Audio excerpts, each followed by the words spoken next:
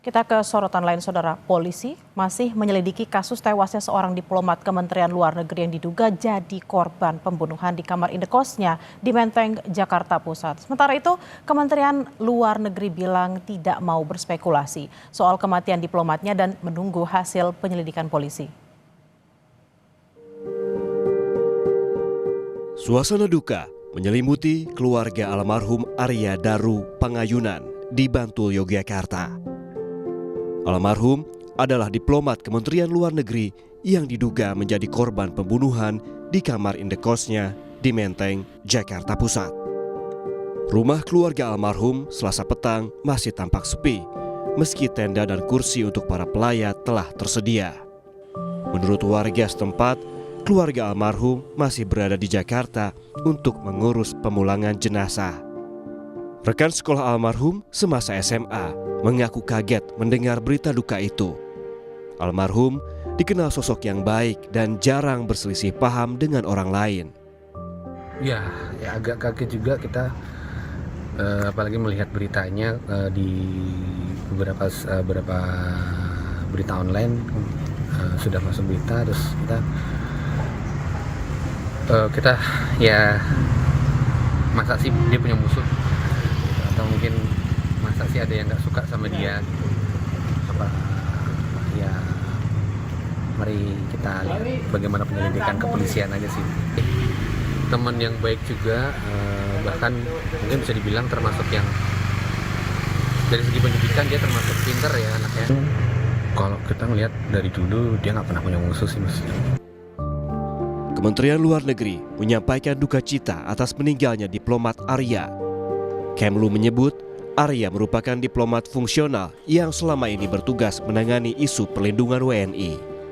Kemlu menyerahkan penanganan kasus ke polisi dan pihaknya tidak mau berspekulasi soal kematian diplomat muda ini. Diplomat fungsional muda dari Kementerian Luar Negeri, selama ini beliau bertugas dalam menangani isu-isu perlindungan WNI.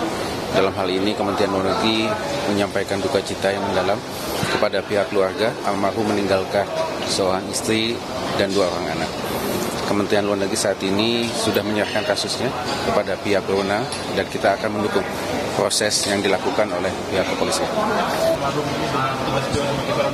Kami tidak ingin berspekulasi, ya, kita tunggu hasil penyelidikan dari pihak polisi. Ya. Sementara itu, tim dari Satuan Reskrim Polsek Menteng, Polres Metro Jakarta Pusat, dan Polda Metro Jaya berupaya mencari barang bukti. Dari hasil olah TKP, diketahui tidak ada barang-barang korban yang hilang. Polisi sudah memeriksa 4 saksi, diantaranya penjaga indekos dan istri korban, termasuk memeriksa kamera pemantau di lokasi kejadian. Ada 3 orang, 3 sampai nanti sama istrinya nyampe ke sini 4 orang saksi yang akan kita periksa.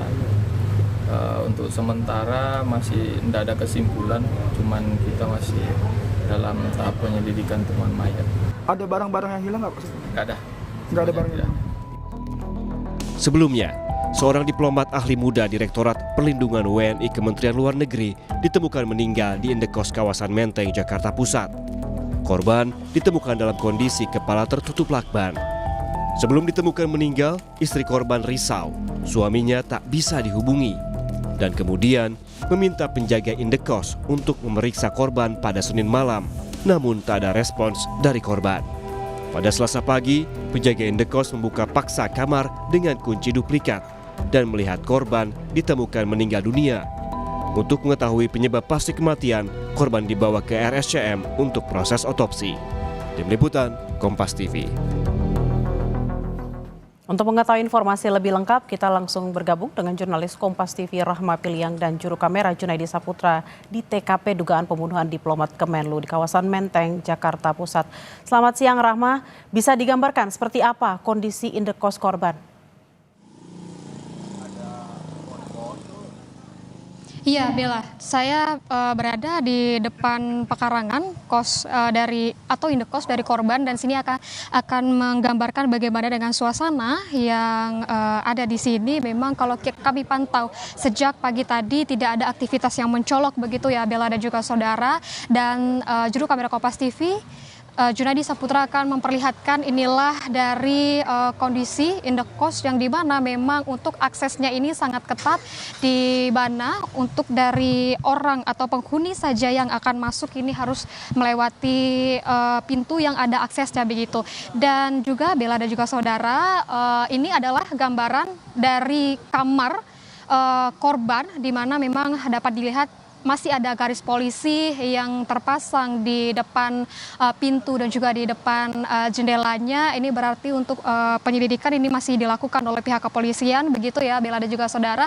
Tapi memang kalau kami gambarkan di sini untuk situasinya sunyi dan juga sepi, tidak ada aktivitas yang terlihat. Kami juga sempat bertanya-tanya dengan yang ada penjaga warung atau toko yang ada di sini. Memang untuk aktivitas dari penghuni kos ini tidak terlalu mencolok begitu. Dan kalau kita gambarkan juga Bella dan juga saudara, memang ada CCTV yang berada di sini. Tepat di dekat akses masuk ini ada satu CCTV dan juga di depan kamar korban ini juga ada CCTV, dan di luarnya ini juga ada CCTV. Total di sini ada 4 CCTV yang ada di sekitaran indekos ini. Tapi memang kalau kita lihat ya Bella dan juga saudara, bagaimana dengan kronologi ditemukannya diplomat Kemlu yang ditemukan meninggal ini di kamar indekosnya pada Selasa pagi.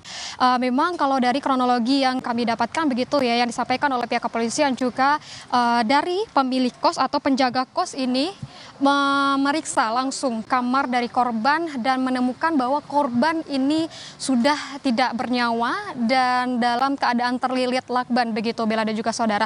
Mengapa dari penjaga kos ini langsung ngecek kamarnya? Karena memang dari malam Selasa begitu ya Bella dan juga saudara, dari istri korban ini mencoba menghubungi korban namun tidak ada respon. Makanya dari istri korban ini melaporkan kepada penjaga kos dan meminta untuk penjaga kos ini mengecek langsung dari kamar korban ini sendiri, dan ditemukan memang pada pagi hari korban ini tidak dalam keadaan bernyawa begitu. Dan untuk dari jenazah korban ini sudah dibawa ke RSCM untuk dilakukan otopsi. Dan untuk saat ini memang Bella dan juga saudara, kondisi di sini masih terpantau sepi begitu, tidak ada penjagaan juga, tidak ada juga polisi yang dalam melakukan penyelidikan lebih mendalam. Bella. Rahma, lalu bagaimana perkembangan kasusnya? Karena tadi Anda mengatakan ada 4 CCTV yang dipasang di indekos tersebut. Lalu apakah memang penjaga kos atau pemilik kos juga sudah dimintai keterangan oleh polisi? Ya, benar sekali Bella, memang ada 4 CCTV yang terpasang di luar pekarangan begitu ya, dan ada 1 CCTV yang berada di dekat dengan kamar korban begitu. Nah, untuk penyelidikan dan juga bagaimana untuk penyelidikan lebih mendalam begitu, pihak kepolisian ini terus melakukan pendalaman.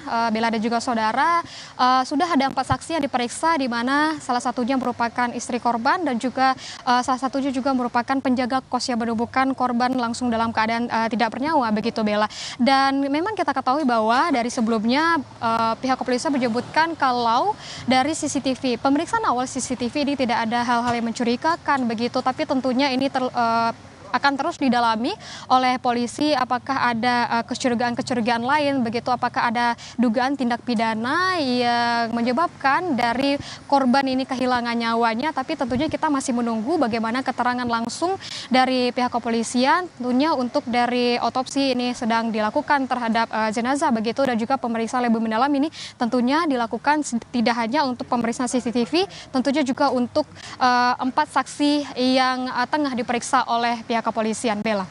Kita akan nantikan seperti apa kesaksian yang diberikan oleh 4 saksi tadi yang sempat diberikan informasi oleh Rahma.